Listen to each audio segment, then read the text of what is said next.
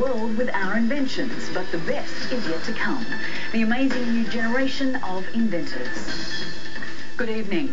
Scientology's march to recruit new members, especially those with money, is relentless, seeking out opportunities in the most unlikely places, as in the vulnerable while they're in rehab, setting these centres up to ensure a steady stream of potential clients. It's worked for them in Hollywood, now they're making it work for them here. Claire Brady investigates.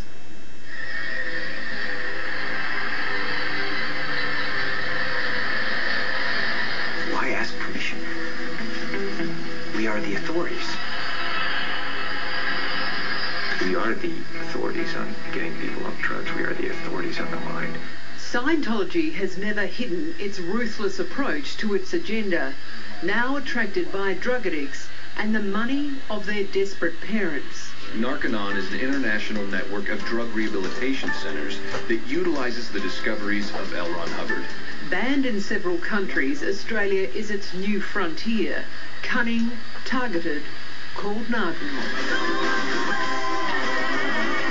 Narconon's all about recruiting people into Scientology. It's bogus. It's really quite harmful to drug addicts.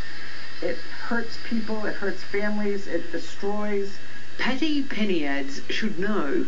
She used to run a Narconon centre in the United States. Narconon is a front group for the church, and what the church goes after is vulnerable people. She warns they'll go after me too for sniffing around. What's going to happen is you and the producer and everyone else involved in this will be investigated. A file will be started on you. They'll try to do something to try to embarrass you so you'll stop doing this. Narconon, the drug rehab program, creates more questions than answers. I was smoking ice, heroin, marijuana, drinking. 3 weeks in this idyllic setting turned into a living nightmare for this man. I know one of them who their father was bringing up heroin for him. Out of desperation, Scott Greasley and his wife Karen turned to Narconon for help. The father of two battles severe depression and was self-medicating with drugs and alcohol. It's all a sham. It's all a sham. Narconon, nestled in the hills of Warburton outside Melbourne, was an expensive last resort. Scott was suicidal. They borrowed $21,000 to buy Narconon's empty promises. What they bought was its deceit, the bizarre and the dangerous. You got to sit in front of the ashtray and then you got to command the ashtray, and it's 5 or 6 steps to it, but you've got to command it and stand up in a loud voice, then say thank you, and then sit back down on that chair. You have to thank the ashtray. And then you've got to thank the ashtray, but you've got to think that you're inside the ashtrays. That was bizarre. Doctors say Narconon's sauna and intense vitamin program is dangerous.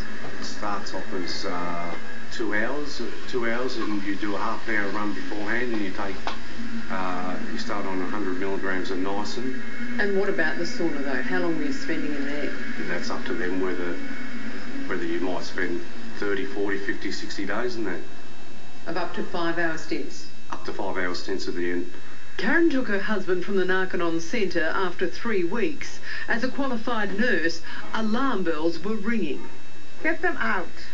Get them out. You're going to lose your money. I mean, the worst case scenario is that they're going to recruit your child into Scientology. Patty has seen it all before. But this was developed by Hubbard, who had little to no knowledge of medicine. This is basically quackery. It's bogus. And medical doctors have looked at this and claimed it as being bogus.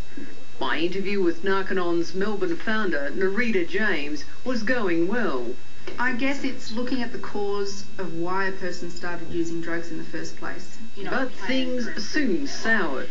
Well, they say it's brainwashing. But see, it's religious discrimination for that person to be saying you can't do the Narconon program because there might be a Scientologist working there, or it might be using some works of Mr. Hubbard. No, but Nerida, you can't get a little bit pregnant here. Are you either part of the Scientology movement with Narconon or not? No, we're not. We are supported by the church. Like, the church will refer addicts that walk into their door. Do you prey on them? What's your definition of preying on them? Like by helping them? Or is it a clever way of signing people up to the church? Look, the Church of Scientology have their own methods of encouraging people to come. And is this one of them? That's totally separate to Narcanon. It's definitely not one of them. So I think we're done here.